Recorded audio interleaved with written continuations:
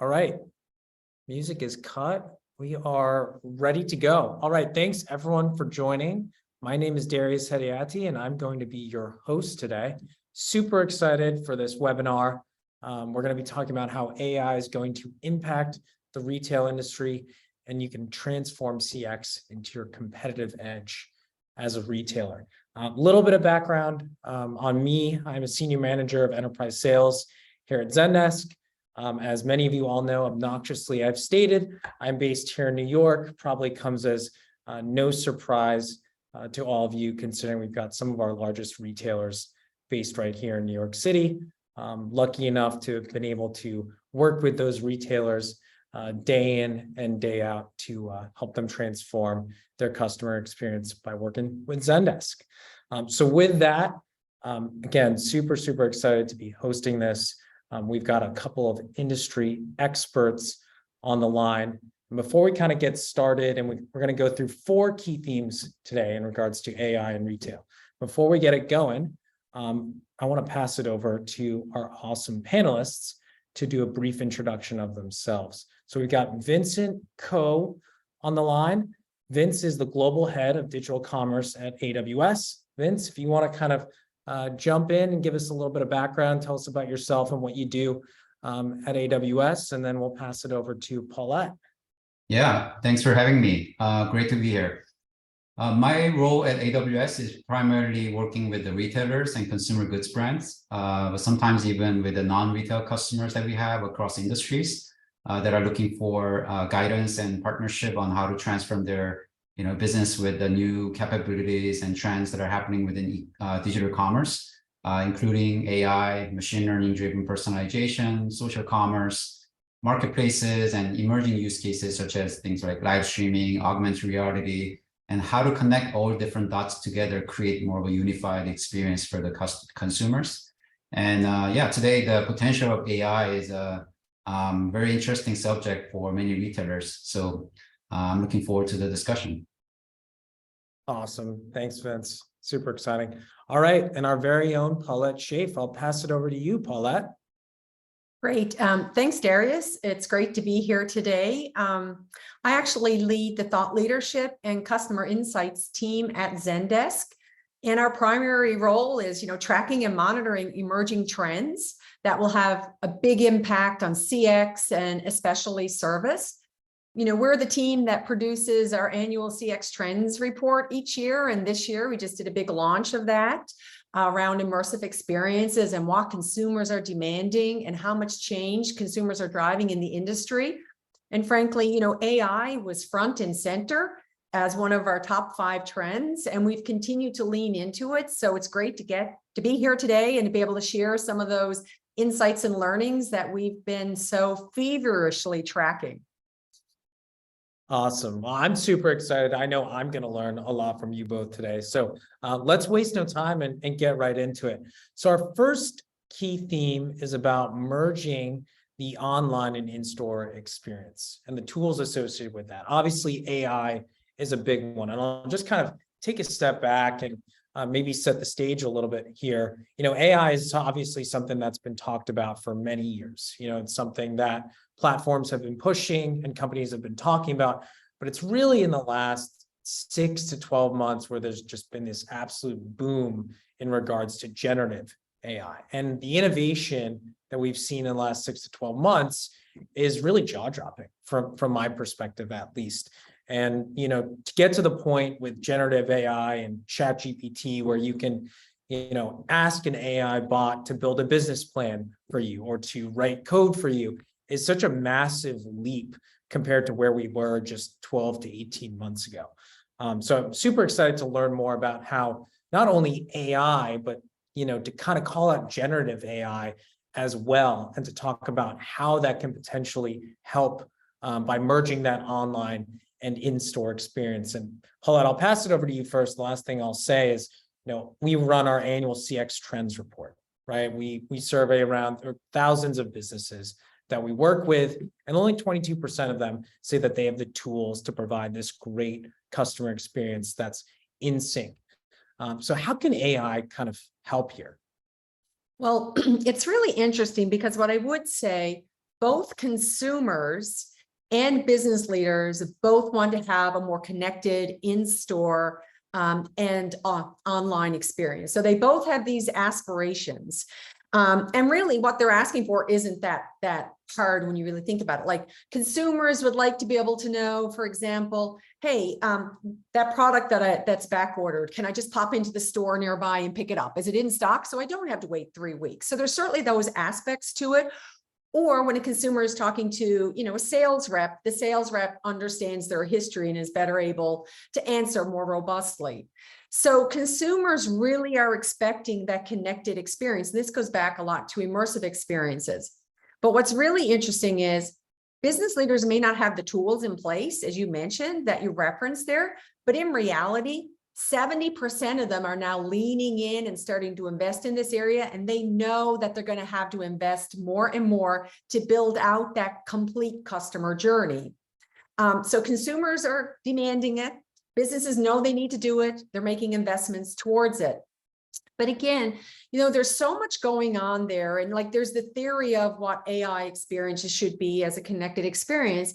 And there's the practicality of how elegant some of these experiences are becoming. So like one example for us is one that was in the news lately is ChatGPT and Instacart.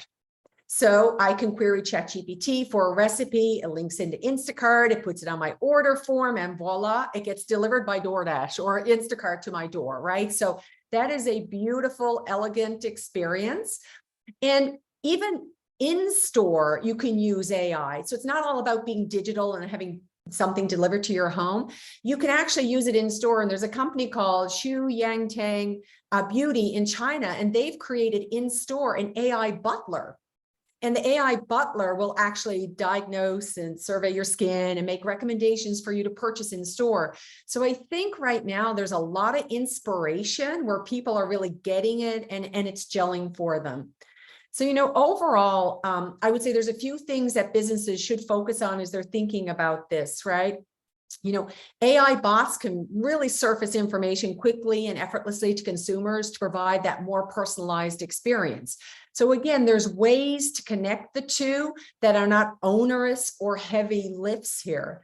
So it's quite interesting in terms of what we're at the beginning times of. And as people really get their thinking caps on, I think we're just going to see richer and much more exciting examples coming down the pipe. Yeah, absolutely love it. AI butler experience. Wow, I need to experience that. We need to get that somewhere in the New York area so I can experience it. Amazing. Vince, what are your thoughts? Yeah, there's no doubt that consumers today are familiar with using a combination of in-store and online. So it's a hybrid experience, and we all do it in some ways. So it goes both ways, right? In order to offer a seamless customer experience, more and more online channels need to implement the solutions that bring more of an in-store feel to digital channels, and vice versa. The physical retail need to really bring the ease of use and convenience level of online shopping to the store environment using the latest technologies. One example that comes to my mind is Amazon Style, our AI-powered fashion store that opened last year. We have 2 locations now, one in LA and one in Columbus, Ohio. And as many of you may already know, Amazon fashion algorithms have been already used to help customers to choose the best outfits on the e-commerce side in the past. The algorithms were applied to the apps to match users to their desired outfit. And Amazon Style is the first physical apparel store that leveraged machine learning algorithms to basically produce the personalized and real-time recommendations for customers. So the way the customer experience works is that when you get to the store using your Amazon app, you can fill out an optional survey that tells you your likes and dislikes and anything you may be interested in, or you could just, Amazon app or using the Amazon app or to scan the QR codes of the garments that are inside the store. And as they, they can choose from the SKUs and products that have the items sent to the fitting rooms. And what happens inside the fitting room is a really cool part. So in addition to sending the items that you have already scanned or using the information that you may have entered about your likes and dislikes in the survey, we also created a machine learning picks that sends information about things that might be highly relevant, used based on the items that you have selected. So you can keep asking for more items to be sent to you, and machine learning algorithms are updating in real time to be able to, send you additional picks. So more you shop at the store, better those picks get, better recommendations get, right? So with that, the store effectively eliminates the need to carry bulky items around and providing a better experience for the walk-in customers. And additionally, the app also allows you to see reviews about items from other shoppers. And then you can even order garments on Amazon.com and have them delivered to the store, try them on and return them there if they, don't like the items. So yeah, we see firsthand how AI and machine learning exist at the front and center of Amazon's seamless customer experience across digital and physical channels.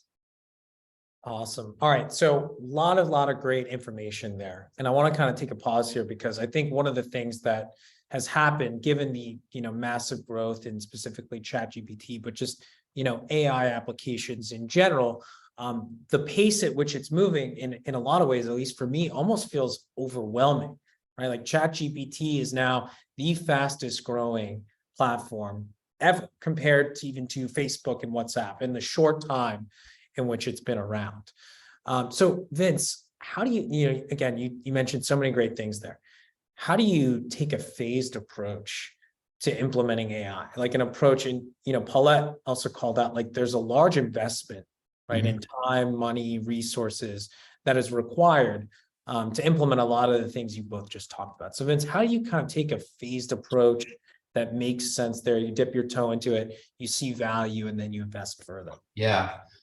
It's a great question. Many companies understand that AI and machine learning will play a huge role for their businesses to really keep pace with today's hyper-connected consumers. But, as you mentioned, taking a phased approach is very important, and rather than trying to do everything at once. So I have to say the foundational phase of AI is the most important phase, and it's often underestimated by businesses. So AI and machine learning are ideal components to drive better customer experiences, but you have to do it the right way. In order to be really data-driven, first, you need to be able to know where the data is, what's the volume, form, and structure of the data that you have in place. So there's a lot of work that retailers need to do before they can bring that data out and utilize it to build AI and ML capabilities that can really improve the customer experience in a meaningful way. And once there is a right foundation, retailers can really identify, concrete use cases that are important to them. In other words, the highest return on investment AI opportunities.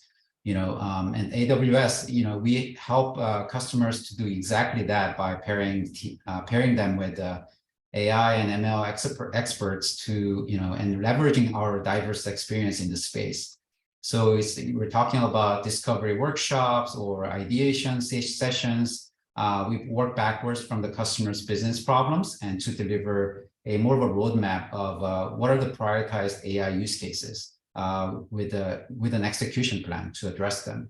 And then we go to step by step through the process of developing a more of a machine learning based solution for the customers. It's about building data-driven solutions at the end of the day to improve companies' KPIs, which means that we work with retailers to conceptualize and build machine learning systems that either increase revenue or reduce costs.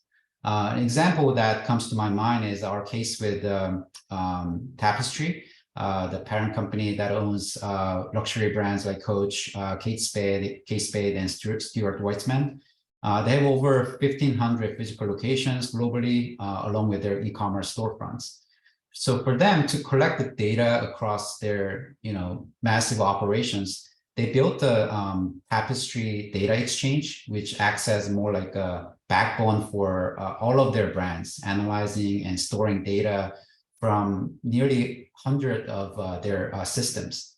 So the data stored on their data exchange includes customer shopping histories, preferences, other customer insights. But because their database and analytics environments were kind of fragmented, it took them a lot of time, coordination, and overhead. So it could not support the rapid innovation and getting deeper insights into, about their customers. So they engaged AWS to really modernize the data exchange and find ways to break down the silos and operate more efficiently, so they can be more customer-centric and use the data more to drive AI predictions or ML predictions and automation.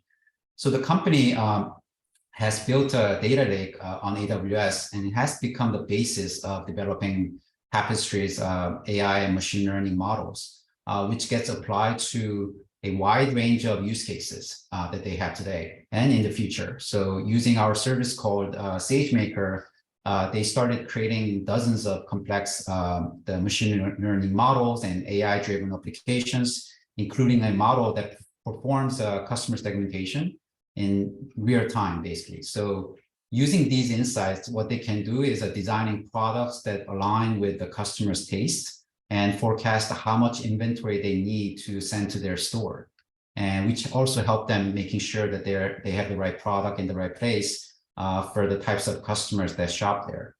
And using AI and ML, they can also better personalize the shopping experience to the customer's needs. So for example, they built a model that identifies who are the VIP customers, so their sales associates can better make better product recommendations that align with the customer's preferences. And for their e-commerce as well, they're working on creating models that measures the correlation between the priority shipping times and the repurchase rates. So yeah, once a retailer has a solid foundation of their data, they can take a phased approach, prioritizing the use cases that matter most to them, and continue the AI and ML-driven innovations that can meaningfully drive the better, drive the better shopping experience for their consumers. Yeah, absolutely. Paulette, what are your thoughts on a phased approach? What are you seeing? It's very interesting in terms of, I'm going to give more of a marketing response to that. Vince is obviously much more technical than me. I do know, though, as part of this, sort of a question came in regarding, large language models, whether or not you should build or buy or append to third-party data. And, sitting at Zendesk and speaking very often to the product team and the product development team, I know there is the belief system that there are inherent advantages in using an external large language model. And take Zendesk, for example, we have the largest data set of CX service data in the world, right? And that's a very bodacious claim, but we train on all of the data that we have. So there's certain efficiencies in partnering with somebody who does have data like that, so that you don't have to figure out how many service requests you get a day. It may take a very long time if you decide to do it all in-house and train your data and the number of interactions, versus just porting in some natural efficiencies and marrying that data. So I do know that is a philosophy at Zendesk, and I just wanted to share that particular thinking before we got too far along. What I'd also say is, yes, AI definitely requires a phased approach, right? I mean, obviously you don't want to rush the net, and you do need to think this through. But I would like to just put this out there. Consumers are so excited by this, and they have such huge expectations right now. And their belief system is that this is going to upend business. So there's a different dynamic at play. There's obviously planning it out and doing it well and making sure that your data quality is good and the experiences are good. Yes, there's always that due diligence, but there is sort of a momentum in the marketplace that consumers are even expecting generative AI to play a huge role in service. Like, we did a survey in February, and 7 out of 10 expected to play a huge role in changing service going forward. It's actually quite amazing. They know what it is, and they do. And they have these expectations. And so the cycle of acceleration is really fast here. Obviously, you still need to make sure the experiences are good, and you provide frontline service support that is exceptional. But I do think businesses do need to pick up the pace. And I know not everybody necessarily wants to hear that, but like in terms of how do you plan this out? Number one, go ask for a budget. 3/4 of business leaders are increasing their spend in AI next year. You need to be one of them. And the reason you need to be one of them is that you now have to connect all of these different data sources to bring it together, to create that holistic view, to build your data lake and to connect those dots, just as Vince was talking about. And the second thing is you need to bring it together to create personalized experiences. Consumers have major expectations about how AI and businesses can actually personalize the experience so much better. And I think there was even comments in the chat about, personalization, and is it creepy? Is it not creepy? It is surprising as to how much leeway a consumer will give you about personalization. There's a quid pro quo in there. Where I think consumers push back is like, how empathetic will the bots be? How human-like can those AI experiences be? When in reality, if they feel they're going to get a better experience from you, the recommendations are going to be tighter, there is a value exchange for them. And a lot of businesses are leaning in very heavily into personalization. So those are some of the housekeeping things a business should start to think about and get in order and look for ways to start to connect the data in ways that bring value to that end consumer. Like that's definitely places to start and to dig into. Yeah, absolutely. There's so many great things from what you both just shared. I think one of the key things that I heard was the foundation. I think that word is really profound in this case, like the data foundation, whether it be a large language model from a third party or, in Zendesk's case, taking all of the data that we have across our thousands of businesses and training AI on top of that. You've got to make a business decision around what do you want this foundation to truly be? And then, the AI will only be as good as what that underlying data has. And I think, Paulette, you kind of, you read my mind on the next theme there. So I think that ties in really well. And we'll jump to that. And I'd love to kind of go into that second theme and then ask Vince what his thoughts are on that. So the second theme is around AI and specifically how retail brands can use it to improve customer service and customer experience. Again, Paulette mentioned personalization, customer loyalty, automation. What are some strategies that you're seeing specifically around customer service and customer experience in regards to having AI power those things? So for me, the most obvious use of AI technologies within retail has always been this massive innovation around the conversational solutions like chatbot. Right, so we see companies using AI and machine learning powered self-service capabilities to really serve customers quickly in their channel of choice, which helps them building trust by creating consistent and connected high-quality experiences across channels, including voice, chat, SMS. Other interesting use case is things like detecting fraud sometimes and deep fakes. Many retailers are challenged with the payment identity fraud, and which spiked massively during the pandemic and has been a serious issue for many retailers that need to deal with. And AI technology that can really help identify and verify consumers during card transactions, but also can help understand whether the person you are dealing with is currently, might be a bad actor. And also kinds of AI use cases that are not directly consumer facing are analytics. So for example, looking for those behavior shift and patterns that help retail businesses to manage, plan their resources and answer without waiting for the problems to happen. And I think that also the third area is if you got conversation and analytics is prediction. So we have seen, next best product, people who bought this item like these items, these other items, kinds of algorithms in the past. But we're starting to see a lot more being done in terms of predicting the intent.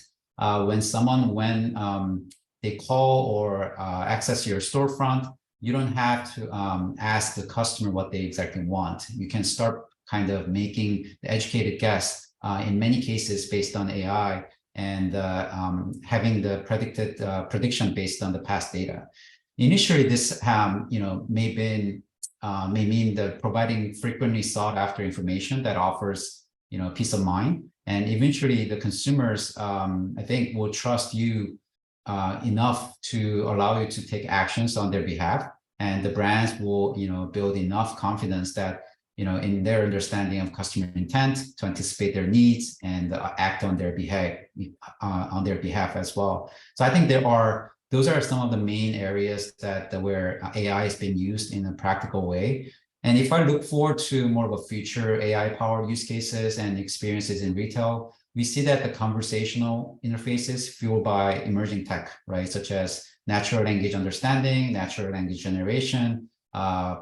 We mentioned about generative AI, which is a newer form of machine learning, will have the biggest near-term impact. So it's important for retailers to understand the strength and weakness of different generative AI and large language models, and compare them with each other as well as other AI technologies out there to determine what can really help them delivering the best possible shopping experience for their consumers. And at AWS, we are expanding our generative AI services, which a bunch of them were announced last week, actually, with new services launched last week, including Amazon Bedrock, Titan, and Cloud Whisperer. Basically, as AWS has done for other technologies for over the years, we are making the generative AI accessible to companies of all sizes so they can explore, experiment, test it out, and leverage this technology for their own use case. Yeah, I think one thing that I thought was really interesting there is you talk a lot about the front-facing customer experience and how AI can impact that. And I think we're all pretty familiar with how retailers specifically have done that in the past. But things like detecting fraud, or predictive analytics, or next best action, or intent, albeit they may not be frontward facing to the customer in a lot of scenarios, they do improve customer loyalty and customer experience. If you can tell a customer, hey, there's been a fraudulent behavior, and you can do it accurately, or you can detect customer trends. So really, really important, things that are brought up, because I do think those are, really important for the customer experience. Paulette, anything to add there? I think Vince made one statement that really, really resonated with me, because it's been sort of rolling around in my head for a while. Amazon is making it accessible to all businesses. And one thing that we've seen very clearly around the topic of AI and consumers and their expectations is that they have an expectation that all businesses be able to provide AI-fueled experiences, small, medium, or large businesses. And that was a very new, compelling insight for us, because oftentimes smaller businesses would be like, people would wait and not be as demanding or have the same level of expectations from a larger business. So we actually see this as a bit of a shift in the marketplace, which I think really should light the fire under businesses of all sizes. And I think that's sort of a new storyline that's actually emerging here. I'd also like to layer in the fact about some of the strategies. Like, I think as businesses develop strategies and they start to unfold, being in lockstep alignment with what consumers are actually looking for is going to be critically important, right? Because it is important to build loyalty, to build strong relationships. Data is one way of doing that. But what is also really interesting to me, at least, is 3/4 of all consumers out there think that chatbots should provide, and AI should provide, the same level of service as a human. Again, the expectations are very high relative to the experiences. And, these experiences have been getting better, right? It's been growing, and all of a sudden, this is the year everything sort of went wild. And if I were a business owner, I would say, well, what exactly do they want? What do I need to kind of build in so that I create something that, is a positive, good experience? We have a little list here. One is, they expect the experience to handle complex questions. So in addition to predictive and anticipating, and understanding which questions you have, one, they want it to be able to handle complex questions, not just like reset my password for me, with 2- and 3-parter question, and to continue the dialogue and the conversation. They wanted to communicate conversationally with them, just as if I were talking to another person, a little bit of back and forth. They do want you to personalize the responses. If you're asking a question about something specific, then to come back, say, for example, with the size of a product, because you asked about that size or you bought products of a similar size before. And then lastly, they want you to handle multiple questions at once. So gone are the days of one-to-one. It is much richer, much more evolved. The AI definitely needs to be on its toes, anticipate, but it also has to be much more robust in order to create that fulfilling experience for consumers, because those are the kinds of things that they're going to judge you by. And those are the kinds of things that will create a great experience and build that loyalty that you referenced earlier here with those customers. So like knowing what they want and what they're looking for, I think is mission critical to build into the experiences that you do create. Yeah, absolutely. That's definitely true. I think there's the level of expectation from consumers over the next few years is going to jump so much, and businesses are going to have to invest, like you said, in building this really, really personalized experience through AI. I want to move to the next theme. So we talked a lot about customer experiences, right? The consumer facing, the consumer experience. Let's flip this for a second and let's talk about the agent experience in customer experience, as well as we'll take it a step further, as well as the employee experience, right? For knowledge workers, that aren't just agents. Maybe they're in sales, maybe they're engineering, but how is AI going to impact the employee and agent side of the scenario for retail businesses? Paulette, I'll start with you. Okay, so I like to refer to AI, also known as agent intelligence. The two are not complementary to each other. And, it is definitely, we do have the viewpoint that AI is empowering to agents. It's not about replacing agents. It's about the synergies and empowering the agents to do their job better and more strategically than they ever could have done before. So yeah, I kind of say AI equals agent intelligence for shorthand, because it is absolutely true. Keeping your agents satisfied and motivated and having an enjoyable experience is very important to businesses, particularly coming out of COVID. And in some of the research that we conducted, agents do believe their job is becoming more strategic. They do believe they have a value add role to the organization. And AI actually is a tool that empowers them, lifts them up, takes care of the regular basic day-to-day business so they can focus on higher value customers like Vince was mentioning earlier, or more complex queries, et cetera, so they can be engaged more strategically. So I think that AI is a tool that helps agents. However, it does so much more than just put information at their fingertips quickly. It does do all of those things, and that is sort of a given. You can check those boxes. Yes, it can get an answer to somebody quickly. Yes, it can distill a customer complaint quickly so they don't have to recap or like play it back or get the backstory. But it actually puts your agents in a more powerful position where they can have a real conversation. They can solve the real problems. They can engage in a cross-sell, upsell type of experience. And this is what we mean by agent intelligence is empowering to them. So we kind of take a different view on it and think it's a tremendous value add for any company. And I would even say from an EX perspective too, a lot of these attributes still apply because EX has been actively embracing AI. So we can think about it as, turning our people into super people almost. And so it's just a really interesting space that don't just think of it as a tool, think of it as empowering your entire workforce. And what are some of the strategic benefits of that? Yeah, absolutely. I think that's, there's been not a lot, but there's been a fair amount of like doom and gloom, right? This AI is so good that it's going to replace XYZ role and whatnot. And I really like that perspective of, hey, this is actually going to make employees more productive and more happy and empowered because they're going to be working on things that, you know, excite them and energize them rather than working on super kind of menial tasks.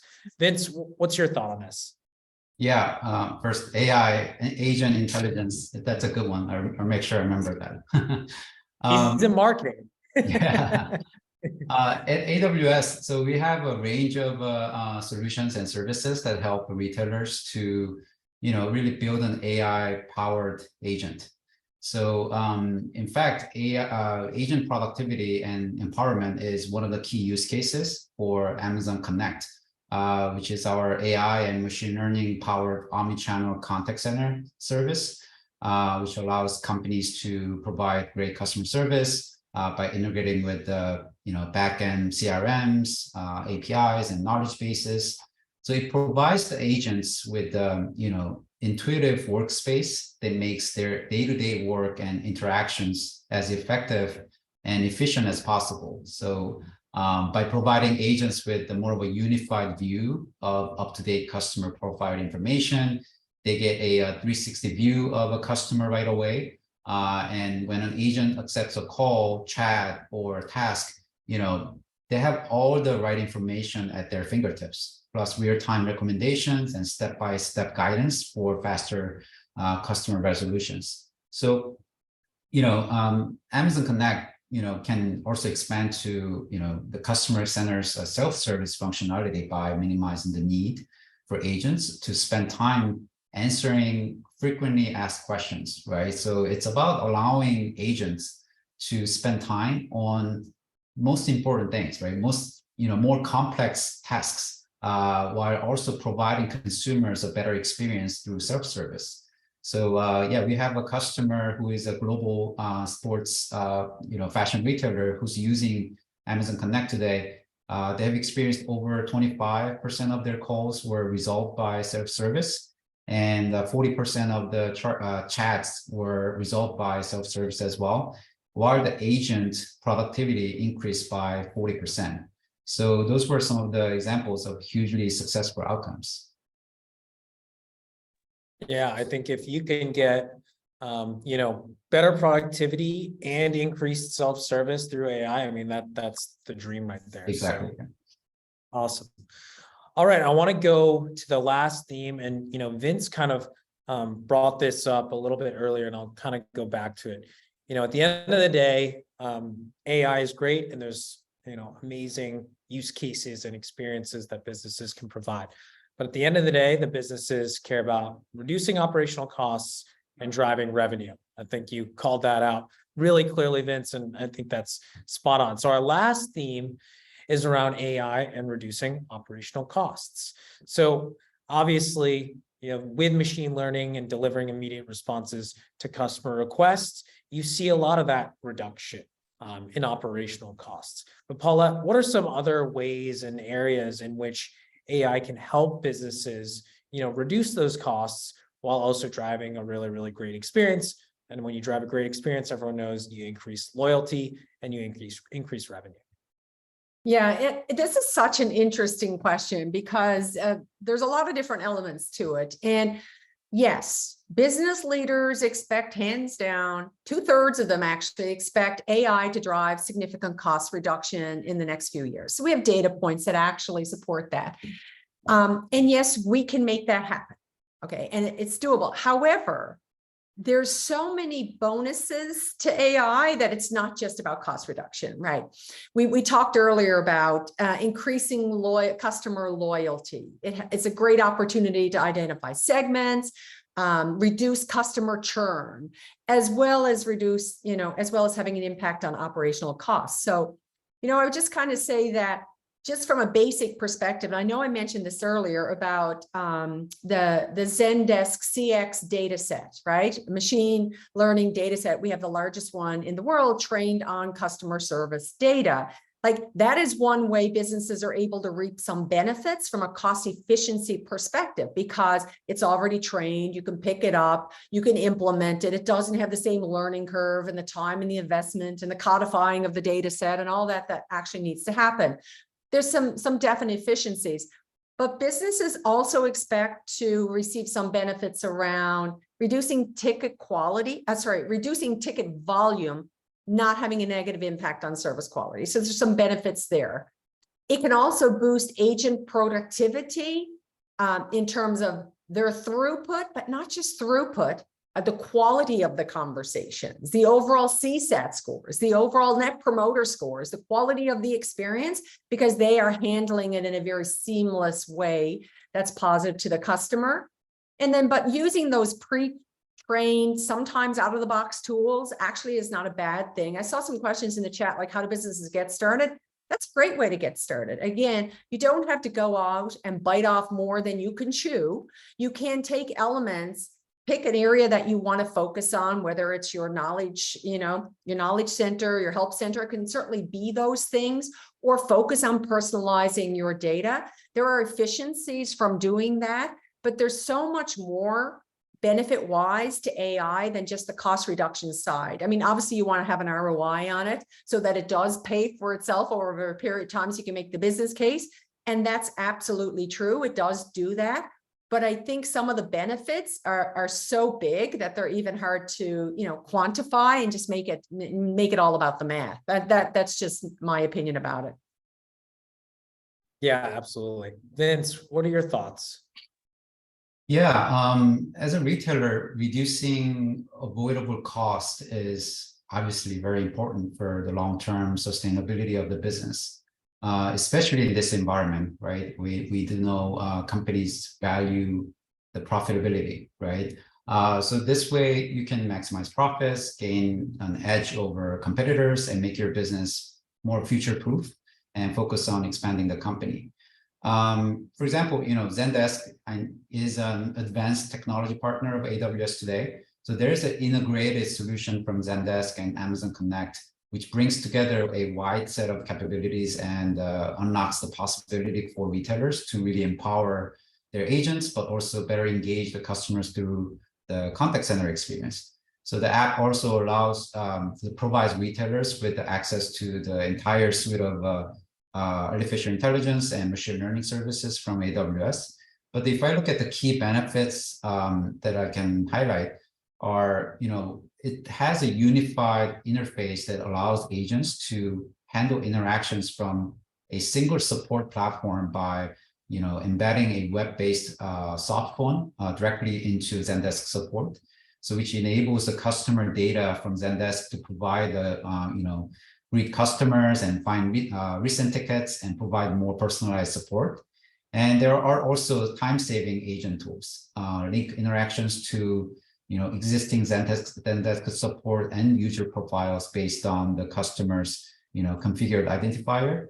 And Zendesk automatically turns interaction into tickets with information on the inbound interaction for easy record keeping and issue resolution. So at the end of the interaction, the ticket is updated with the additional details, including the interaction transcript or recording or optional speech analysis using a solution that we have called a contact lens, which is one of the features of Amazon Connect, providing a set of conversational analytics and quality management powered by machine learning. And that helps understand and classify the sentiment and trends of conversation. And retailers can more easily search call and chat transcripts, or even identify issues and monitor agents' performance in real time. So it really reduces the need for managers even to do manual reviews, while more easily identifying coaching needs that their agents might need, right? So automating daily tasks in call centers and other customer service workflows, definitely helps to reduce business expenses directly and indirectly. So unified interface that helps to manage customer communication more efficiently. And then the automation part in routine tasks, probably the most significant way to reduce day-to-day customer service support expenses.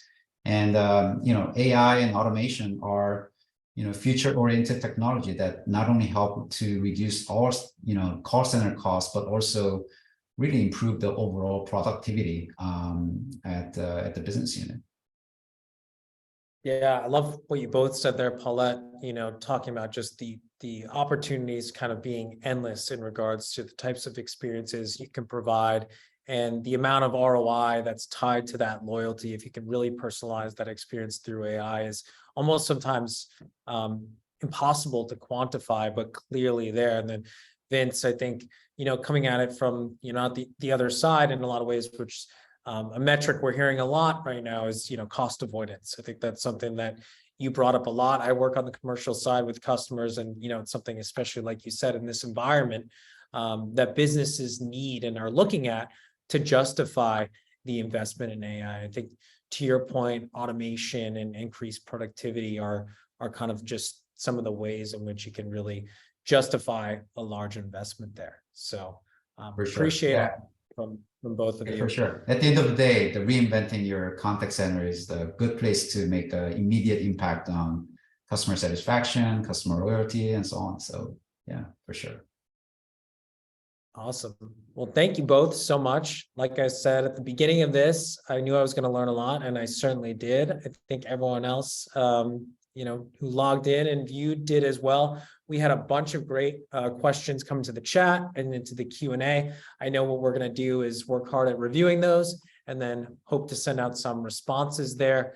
But just want to thank everyone again I want to thank our panelists. This was a lot of fun, great insights here, and appreciate everyone that was able to jump on. Last but not least, please, hopefully, all of you that are logged in, join us on May 10th for our Relate conference. This is our annual conference. We will be talking a ton about AI and how we can power great customer experiences through AI. It's going to be a lot of fun. It's out in San Francisco, and we'd love to see you there. Last but not least, if you all wouldn't mind taking a quick survey, we'll pop up right here in the webinar, and that would be great. But again, thank you all. Tons of fun. Appreciate the conversation, and we'll talk to you soon.